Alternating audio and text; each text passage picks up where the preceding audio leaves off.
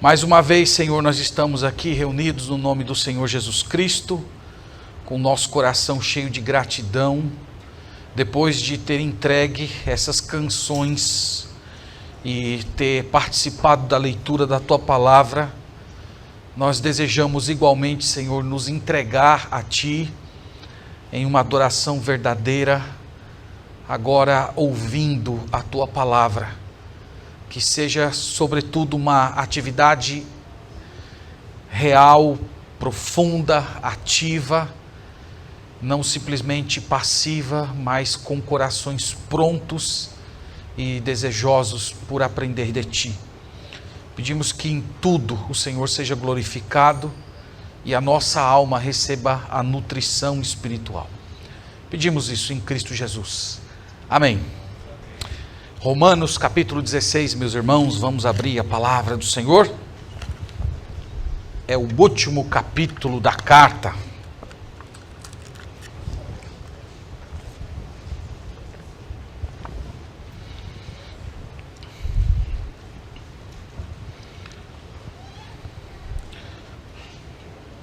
Os irmãos sabem bem que toda a Escritura é inspirada por Deus e útil, e que todas as coisas que foram escritas para o nosso ensino, inclusive nomes, inclusive genealogias.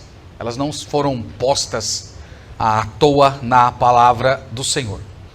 Então hoje nós vamos ver as saudações de Paulo, e nós vamos ver que nas saudações de Paulo há ensinos interessantes para a gente, há também aspectos da igreja primitiva. Nós vamos poder ver nessa passagem como a igreja funcionava, algumas particularidades da igreja.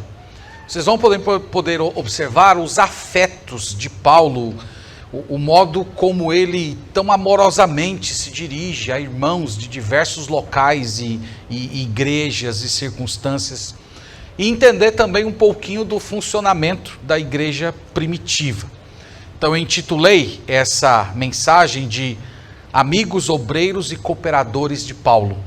Então vamos ler a palavra de Deus em Romanos capítulo 16, a partir do verso 3. Vamos ler o que a Escritura tem aqui a nos dizer. Nós vamos do verso 3 ao 16 e depois vamos expor o texto. Saudai Priscila e Áquila, meus cooperadores em Cristo Jesus, os quais pela minha vida arriscaram a sua própria cabeça. Isto lhes agradeço, não somente eu, mas também todas as igrejas dos gentios. Saudai igualmente a igreja que se reúne na casa deles. Saudai meu querido Epêneto, primícias da Ásia para Cristo. Saudai Maria, que muito trabalhou por vós.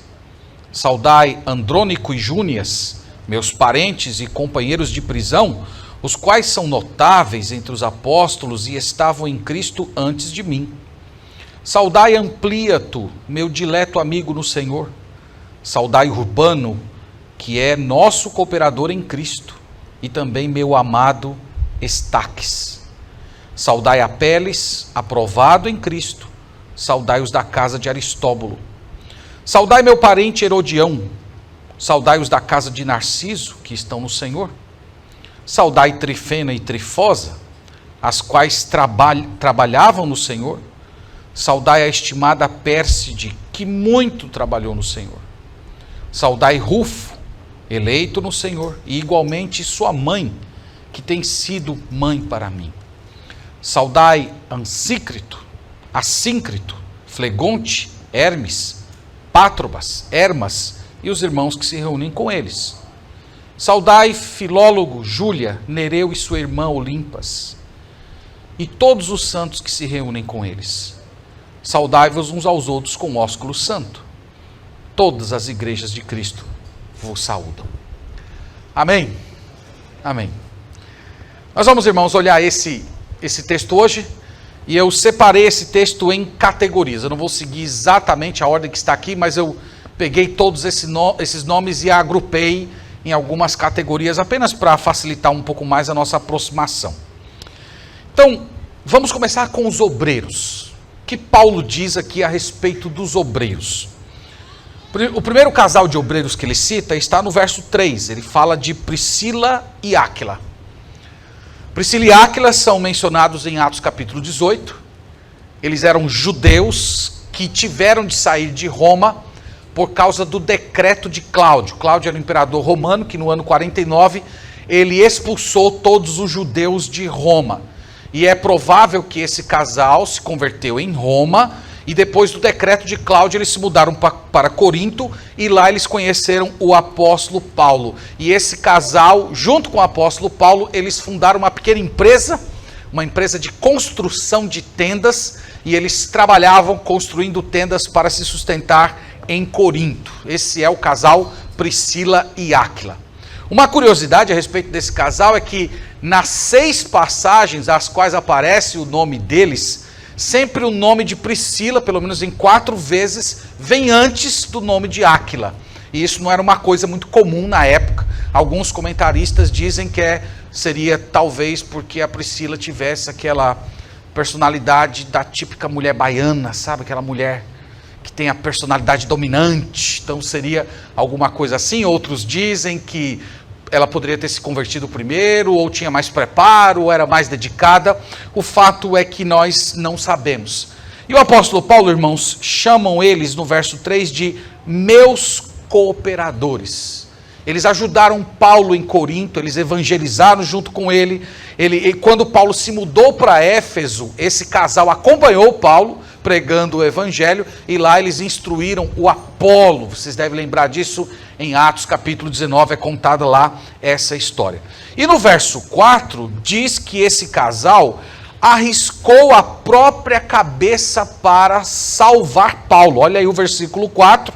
Os quais pela minha vida arriscaram a sua própria cabeça, e isso lhes agradeço, não somente eu, mas também todas as igrejas dos gentios.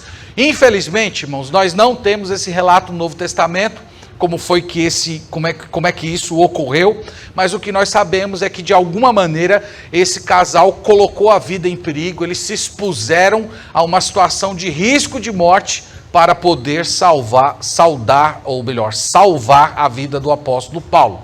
E Paulo agradece a eles. Paulo diz que todas as igrejas dos gentios, isso é, todas as igrejas que ele tinha fundado, também agradece de modo especial a esse casal. Afinal de contas, o apóstolo Paulo era o apóstolo dos gentios, e se ele tivesse morrido, as igrejas teriam perdido o seu apóstolo. E Paulo termina essa parte de Priscila e Áquila saudando a igreja que residia na casa deles. Então é muito provável que o decreto de Cláudio já havia caducado. Eles voltaram para Roma e tão logo chegaram em Roma, já fundaram uma igreja que funcionava na casa deles. Então esses eram os obreiros, amigos queridos de Paulo, Priscila e Áquila.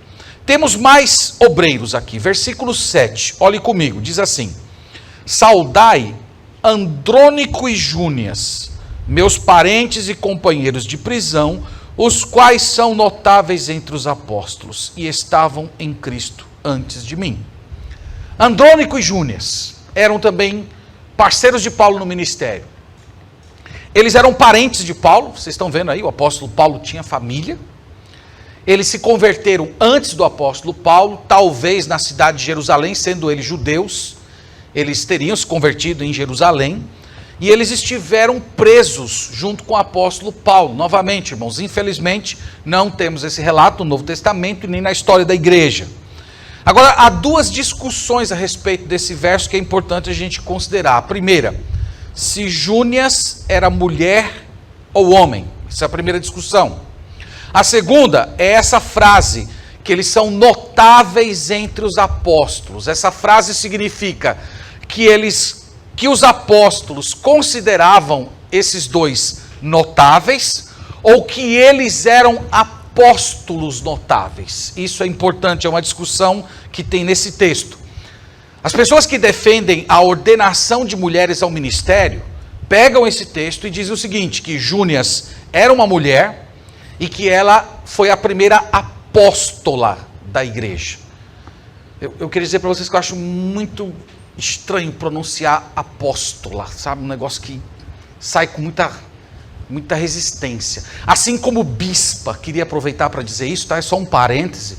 Não existe bispa na Bíblia e não existe bispa na língua portuguesa.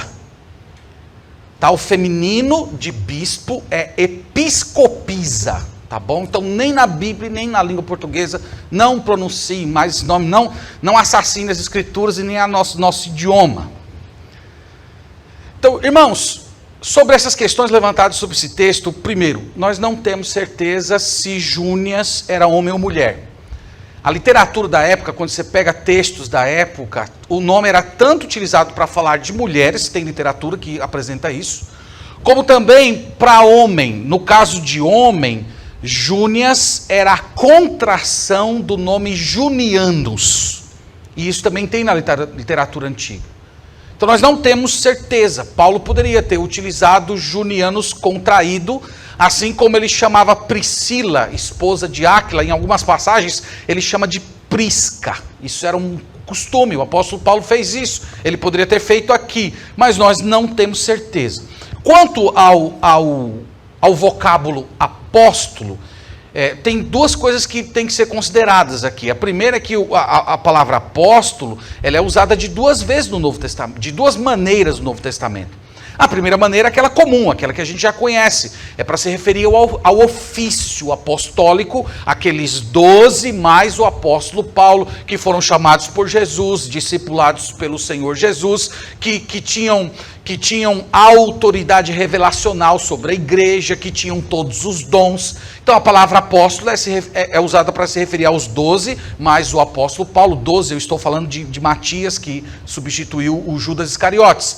E a palavra apóstolo é também utilizada no Novo Testamento no sentido comum, no sentido de enviado. Então Barnabé é chamado apóstolo, Epafrodito, lembra Epafrodito lá da carta aos Filipenses, que pegou uma oferta da igreja para levar para o apóstolo Paulo, ele é chamado de apóstolo, não porque ele tinha o ofício, mas era o seu sentido comum, de alguém que foi enviado, de alguém que recebeu uma missão da igreja local. Então Apolo, Silvano, Timóteo, todos eles são chamados de enviados. É utilizada a palavra apóstolo no seu sentido comum. Portanto, irmãos, sendo homem ou mulher, não sabemos, Júnias trabalhava com Andrônico e eles eram muito respeitados entre os enviados, entre aqueles que eram missionários, entre aqueles que recebiam uma missão especial da igreja, e o apóstolo Paulo pede também que eles sejam saudados. Então aqui nós temos nessa galeria que Paulo expõe, nós temos os obreiros. Agora vamos para uma segunda categoria, a categoria que eu chamei de amigos e apoiadores. Vamos ver o verso 9, Paulo cita aí duas pessoas, saudai Urbano, que é nosso cooperador em Cristo, e também meu amado Estaques. Então ele fala de Urbano e fala de Estaques. Não sabemos nada, infelizmente, a respeito desses dois. O que sabemos é que Urbano era um nome comum entre escravos. Muitos irmãos da nossa igreja primitiva eram escravos, a maioria inclusive era escrava. E Paulo diz que ele era um cooperador. Novamente, ele não descreve a natureza dessa cooperação, se ele era um pregador com o apóstolo Paulo, se ele era um auxiliador, se ele viajava com o apóstolo Paulo, se ele carregava a Bíblia do apóstolo Paulo. Nós não temos nenhuma indicação de como teria sido essa cooperação. E ele fala de Estaques como um amigo muito próximo. No verso 13, ainda nessa galeria de amigos e apoiadores, ele fala de Rufo e da mãe dele. Veja comigo. Saudai Rufo, eleito no Senhor, e igualmente a sua mãe, que também tem sido mãe para mim. Ele chama Rufo de eleito no Senhor. Por que ele chama Rufo de eleito no Senhor? Ora, poderia ter sido que Rufo tivesse sido eleito para um cargo na igreja, tivesse sido ordenado diácono, pastor, missionário, obreiro, não sei. Ou simplesmente ele teve uma boa discussão com Rufo a respeito da doutrina da eleição, e o Rufo ficou tão apaixonado por essa doutrina que dali por diante ele queria ser chamado de Rufo o eleito. Nós não sabemos, irmãos, o texto não diz. Agora tem uma curiosidade a respeito desse irmão. Em Marcos capítulo 15, verso 21, é dito que Simão Cirineu, aquele que ajudou Jesus a carregar a cruz, lembra da história? Ele era pai de Alexandre e Rufo. E considerando que o Evangelho segundo Marcos é chamado também o Evangelho de Pedro, porque foi Pedro que teria ditado para Marcos, e esse Evangelho foi escrito primariamente para a igreja de Roma, é possível que esse Rufo aqui seja o filho daquele homem que havia carregado a cruz do nosso Senhor Jesus Cristo. Imagina que história interessante. Outra coisa maravilhosa dessa família é o modo como Paulo se refere à mãe de Rufo. Ele diz, a mãe de Rufo tem sido a minha mãe. Então isso, irmãos, é uma coisa muito interessante, porque se a mãe de Paulo não se converteu a Cristo, é muito provável que ela tenha renegado ele como filho. Isso era muito comum entre os judeus. Inclusive havia uma cerimônia em que se simulava a morte do filho, envolvia até um caixão, quando se você ia deserdar um filho, dizer que aquele filho você não tinha mais nenhuma relação com ele, existia uma cerimônia. Então, se a mãe do apóstolo Paulo não se converteu a Jesus, é muito provável que a semelhança dos seus conterrâneos ela tenha deserdado Paulo, tenha cerimonialmente matado Paulo. E na igreja de Cristo, o Senhor proveu uma nova mãe, uma mãezinha para o apóstolo Paulo, que acolhia ele com todo o amor. Só fiquei ressentido, confesso a vocês, que ele não colocou o nome dela, né? Paulo, por que você não colocou o nome aqui da sua mãezinha, né? Para a gente fazer uma referência a ela, mas a igreja toda a conhecia. Ainda nessa galeria, irmãos, de gente que trabalhou com ele, ele cita Maria no verso 6, ele diz o seguinte: saudai Maria, que muito trabalhou por vós. Maria era um nome hebreu, é o mesmo nome Miriam, e ele diz que ela muito trabalhou. Aqui o significado é que ela trabalhou até a exaustão. Então ela acabou todas as suas forças servindo à igreja de Roma. Nós não sabemos qual é a natureza desse trabalho, porque o texto não diz, mas certamente aquela igreja sabia, e ele pede que saúdem essa irmã também. No verso 12, nessa mesma linha de trabalho duro, ele cita 3 mulheres. Verso 12 ele diz, saudai Trifena e Trifosa. Está aí a recomendação para filhas gêmeas, tá? Trifena e Trifosa. Para a gente é meio estranho, irmãos, agora é um nome muito bonito, é um nome grego aqui, tá? A relação do nome tem alguma coisa a ver com perfume. Então as perfumadas, né? Uma coisa assim. Então ele manda saudar essas 2 mulheres e também a estimada Pérside. Pérside é senhora persa, então uma estrangeira.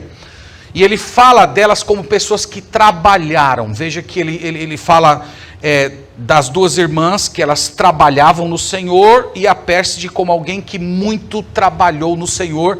Poderia ser que ela já fosse uma senhora idosa, e que já tinha passado o bastão para alguém mais novo, e aqui fica a lição para a gente, que é muito importante a igreja sempre reconhecer o trabalho daqueles que vieram antes de nós, né? Como o apóstolo Paulo está fazendo aqui.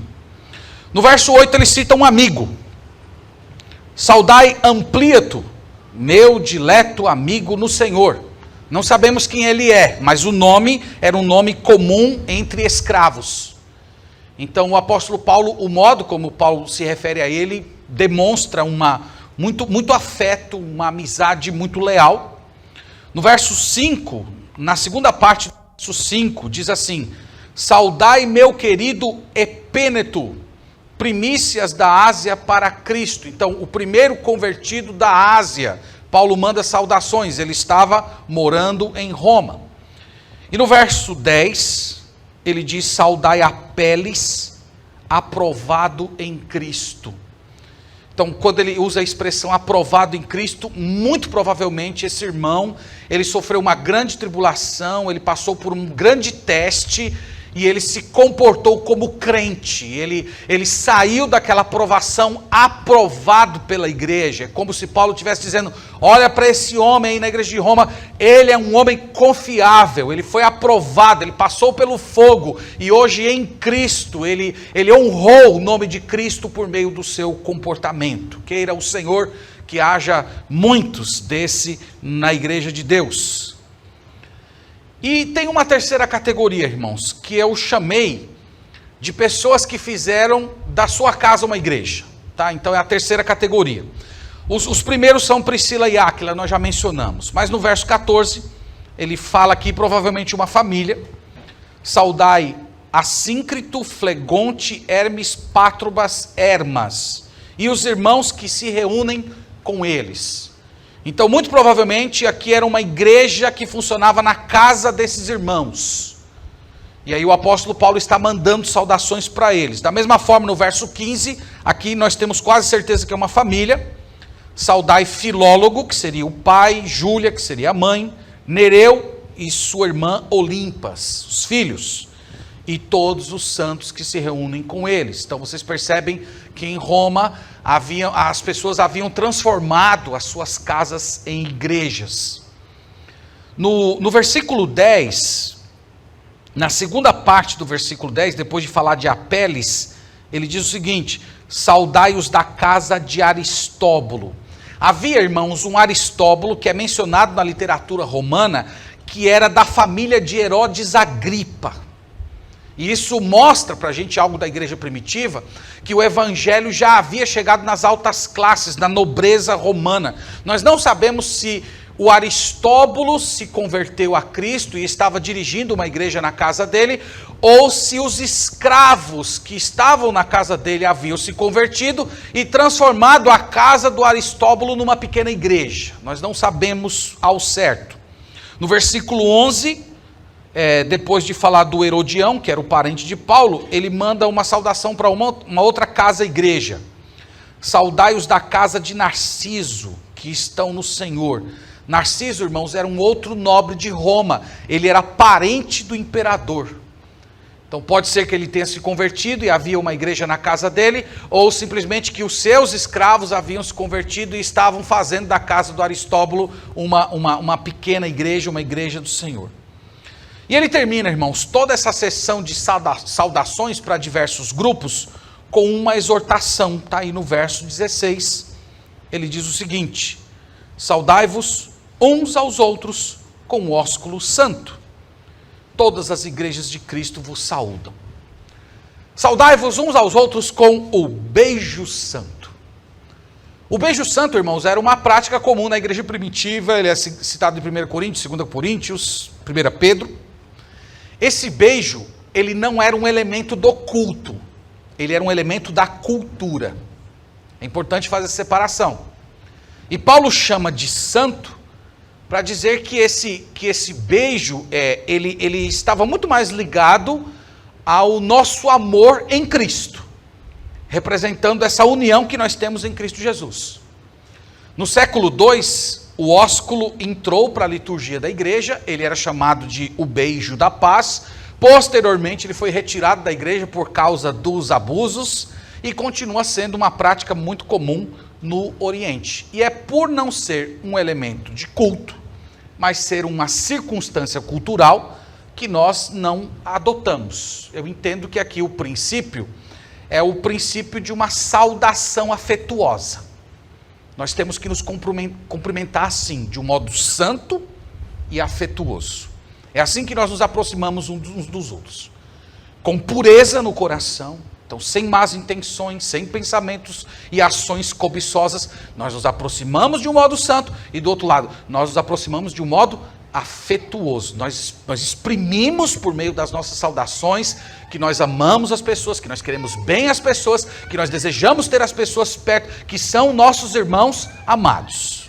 E aí você pode fazer isso através de um aperto de mão, você pode fazer isso através de um abraço, você pode fazer isso dando um beijo na testa, dando um beijo no rosto, respeitando a individualidade, escapando dos abusos, pedindo sempre clareza em Deus sobre como você proceder assim. De repente você que ainda é solteiro deve ter perguntado assim: pastor, eu posso dar um ósculo na minha namorada? Eu vou responder para você dizendo assim, ó. Pega um irmão da igreja, que tem uma barba grandona assim, daquela. Tem alguém que... O Gabriel tirou, né, Gabriel? Tu imagina Gabriel com aquela barba que ele estava há pouco tempo, assim? Você pegar Gabriel pela barba, dar um beijo nele. Então, se você conseguir fazer isso com o Gabriel, com o mesmo afeto que você faria pela sua namorada, pode. Se não, não faça, tá bom? Então, irmãos, O fato é que Paulo queria que no relacionamento entre os irmãos houvesse pureza, santidade, mas ao mesmo tempo afeto, e ele queria que todas as igrejas também vivessem assim. O que essa passagem ensina para a gente? Você leu aqui comigo, ela fala muitas particularidades da igreja, mas eu separei aqui umas 3 ou 4 lições para dividir com os irmãos, e depois nós vamos orar. Primeira delas, a igreja de Cristo é para ser um ambiente de afetos. Ficou muito claro, irmãos, o modo como Paulo se dirigia aos irmãos. Um ele chama de querido, outro ele chama de amado, outro ele chama de dileto, outro ele chama de amigo, outro ele agradece, a outro ele envia saudações. A igreja de Cristo é um ambiente de fortes afetos. Eu até diria assim, que uma igreja sadia, ela possibilita a construção de relações muito afetuosas. E a diferença, meus irmãos, desses afetos que são construídos na família da fé, para os afetos que você constrói fora da família da fé, é que esses sentimentos, eles são em Cristo Jesus. E isso faz toda a diferença. Olha no verso 8, quando ele diz assim: saudai Ampliato, meu dileto amigo, em quem? No Senhor. Então veja, a amizade dele era no Senhor. Se você pegar depois aí na sua Bíblia, marque quantas vezes Paulo diz em Cristo, no Senhor, por meio de Cristo. Você vai perceber que diversas vezes o apóstolo Paulo faz referências a esses relacionamentos, a esses afetos que são construídos em Cristo Jesus. Então essa é a diferença dos afetos que nós temos dentro da comunidade da fé para os afetos que nós construímos fora.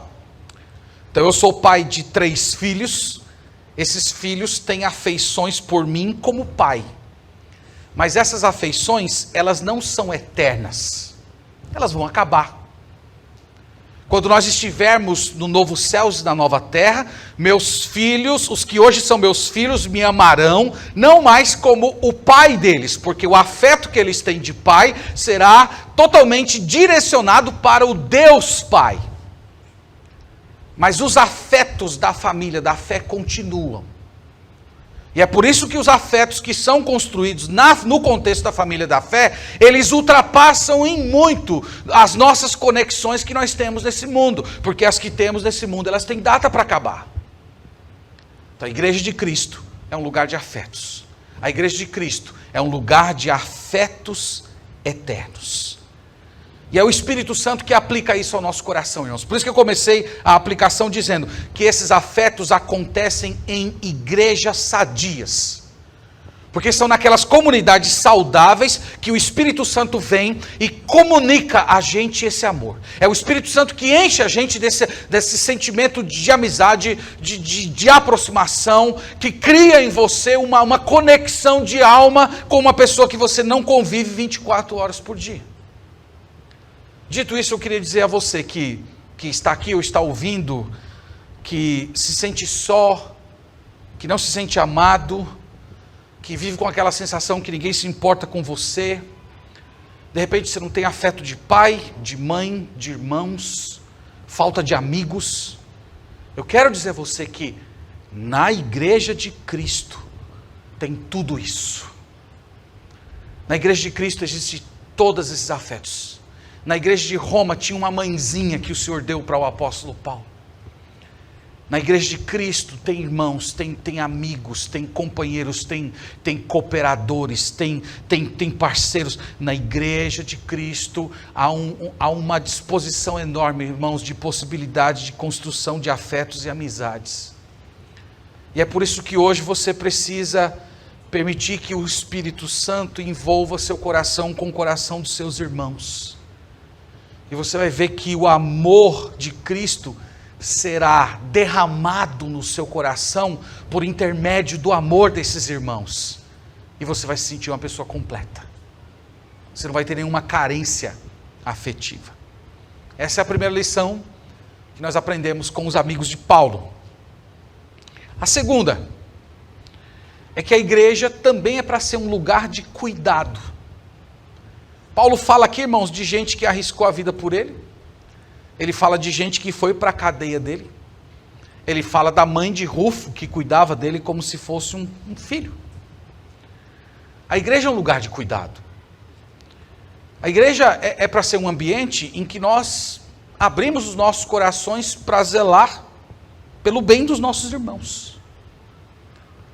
Zelar pela alma, zelar pelo corpo, zelar pela integridade moral, espiritual e até física em alguns momentos.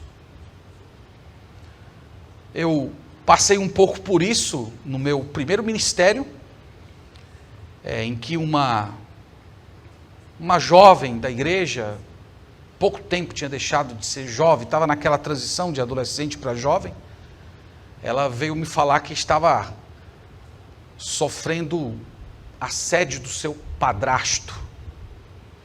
Que situação complicada, irmãos, que situação complicada. Confesso que eu não fui muito bom pastor na época, eu me perdi um pouco no trato, porque eu fiquei muito irritado e acabei agindo um pouco com paixão, deveria ter tido menos paixão e um pouco mais de razão. Mas acontece com um pastor recém-formado, que às vezes está com sangue no olho. E tem pessoas na igreja assim.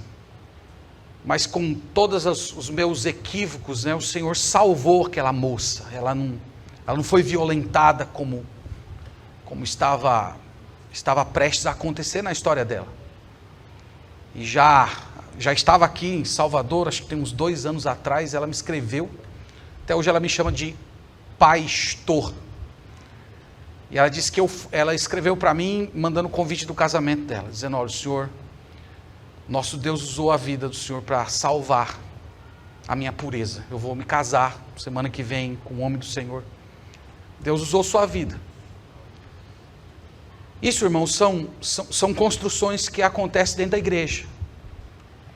E nós precisamos abrir o nosso coração para isso. Nós precisamos perder esse medo de nos envolver, de nos arriscar. Paulo está falando aqui que Priscila e Áquila arriscaram o pescoço para salvar ele. Ele falou que outros foram para a prisão com ele. E a igreja de Deus precisa ser esse ambiente. Que nós percamos um pouco daquela excessiva individualidade. E nós comecemos a olhar para o lado e ver quem precisa de cuidado. E abrir o nosso coração para zelar pela alma, pelo corpo, pela moralidade dos nossos irmãos. Jovens precisam disso, adolescentes precisam disso. Eu lembro que quando eu me converti ao Senhor Jesus Cristo, as famílias da igreja me acolheram, as famílias da igreja me chamavam para a casa deles, e toda a referência de uma família cristã eu aprendi convivendo com diáconos da igreja que me levavam para a casa dele, botavam para cuidar dos filhos dele enquanto eles iam sair, e essas coisas foram tão importantes para mim. A igreja de Deus precisa ser assim. E eu queria dizer que você não precisa estar 100% resolvido na vida para ser esse tipo de pessoa.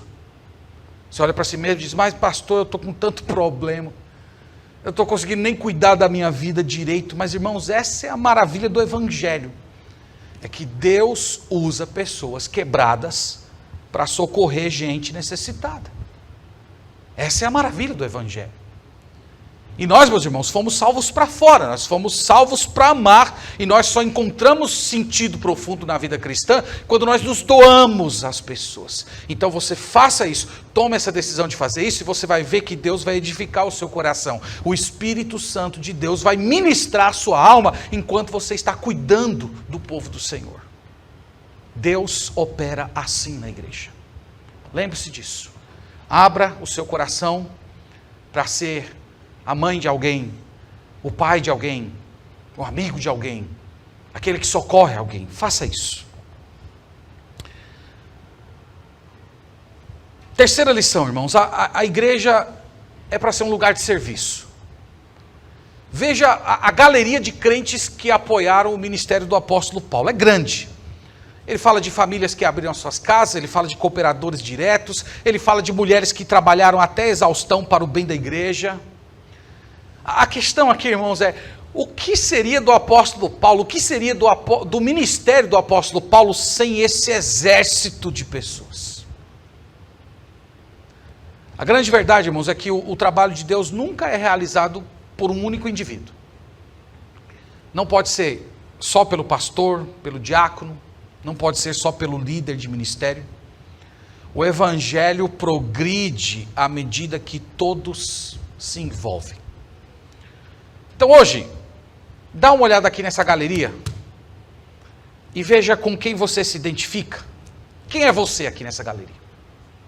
Talvez você seja a pessoa que vai abrir a sua casa para um estudo bíblico, é a pessoa que vai convocar alguém para orar com você, um grupo de oração, ou quem sabe você vai ser o cooperador. Paulo tinha muitos cooperadores, e para as pessoas que ocupam posições de liderança, irmãos, os cooperadores, eles são como anjos que Deus colocou ao nosso redor, que aliviam demais os nossos pesos. Talvez você é alguém que vai para a cadeia com alguém, metaforicamente falando, ir com uma pessoa que está sofrendo, ajudando-a.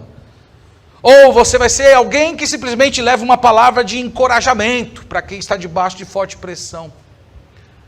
Irmãos, o evangelho é embelezado quando a igreja vive assim. Quando a igreja expressa esse sentimento de serviço, de cooperação, de auxílio, de companheirismo. Nós precisamos disso. Então hoje, peça a Deus que Ele faça de você esse tipo de pessoa. Senhor, me ajuda a servir-te mais, eu quero trabalhar mais pela expansão do Evangelho. E por último, irmãos, as saudações do apóstolo Paulo ensinam que a igreja é um lugar de diversidade. Vocês viram que entre os amigos do apóstolo Paulo tem todo tipo de pessoa. Ele fala de gente rica, ele fala de gente de família nobre, ele fala de escravos, ele fala de judeus, ele fala de libertos. Há uma variedade de pessoas, raça, classe social, cultura, todo tipo de gente está aqui. Isso mostra que o apóstolo Paulo não era racista, o apóstolo Paulo não era sexista e muito menos elitista. Paulo tinha uma amplitude de relacionamentos. E é muito belo, irmãos, observar a beleza da diversidade na igreja de Cristo. Nós poderíamos até dizer que isso aqui é uma espécie de um prelúdio do céu. Lá em Apocalipse capítulo 7, João dizendo que teve aquela visão de pessoas de todas as tribos, povos, raças, línguas, todas elas glorificando ao Senhor como se fossem um. E a igreja de Cristo é para ser assim. E por que é importante a gente salientar esse tipo de informação hoje? Porque nós estamos vivendo numa época na qual há o fenômeno das tribos. Os brancos, os negros, os pobres, os ricos, os formados, os incultos, os de direita, os de esquerda, os de centro, os isentões. Hoje se fala muito nisso. O mundo está todo fracionado. E cada pessoa encontra a sua identidade dentro desse grupo. Eles só conseguem se comunicar e viver a partir desses relacionamentos quebrados.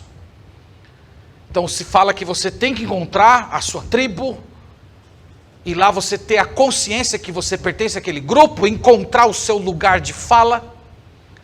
Tudo isso, irmãos, são estratégias muito bem pensadas, que eu acredito que vem direto do coração de Satanás e passa pela cabeça de alguns filósofos para fracionar a sociedade, criando ódio, ressentimento, afastamento entre as pessoas.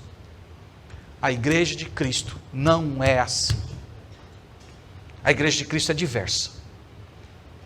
Os nossos relacionamentos, eles não são fundamentados na cor da pele, na instrução, na sua formação acadêmica. Os nossos relacionamentos, como diz Paulo aqui, eles são construídos em Cristo Jesus. E em Cristo Jesus, irmãos, todas essas coisas caem. Em Cristo Jesus, todos nós somos um. Nós não podemos, irmãos, romper com os nossos irmãos por causa dessas coisas. Nós não podemos criar distanciamento no meio do povo de Deus, fracionar a igreja de Deus por causa dessas tribos.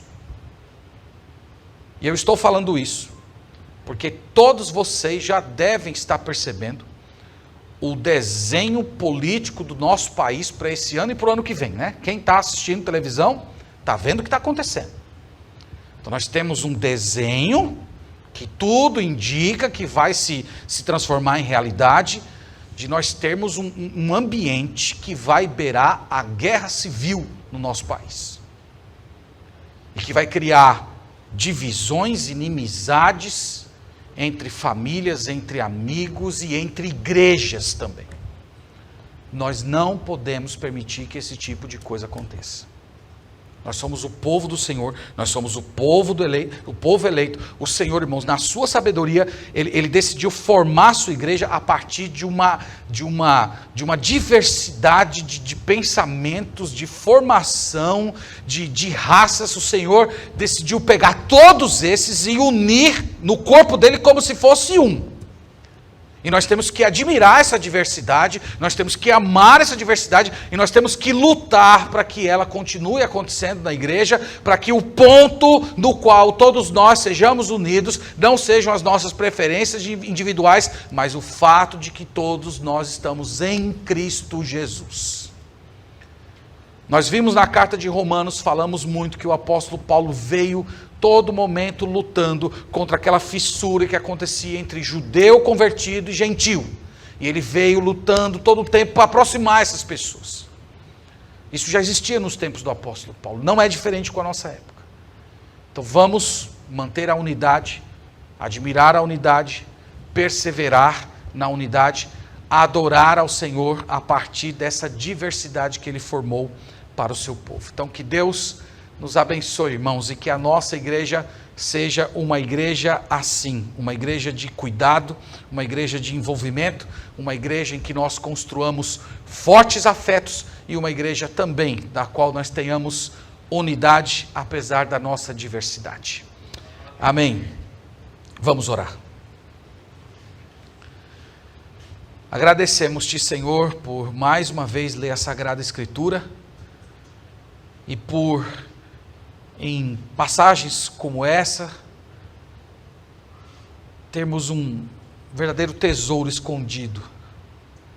Obrigado porque o Teu Santo Espírito nos proporciona a alegria de conhecer com um pouco mais de profundidade o funcionamento da Tua igreja na antiguidade e ao mesmo tempo refletir a nossa identidade hoje, Senhor. Eu oro, Pai, para que nós construamos afetos fortes, profundos no meio do Teu povo, para que nós sirvamos uns aos outros com a nossa própria vida e sejamos capazes de nos envolver com aqueles que estão sofrendo, que nós também sejamos capazes de nos doar em serviço ao Senhor e ao mesmo tempo admirando essa beleza da diversidade que temos em Cristo Jesus. Ajude-nos, Senhor, a perseverar nesses princípios e a lutar para que a nossa igreja seja sadia. Oramos no nome de Jesus. Amém.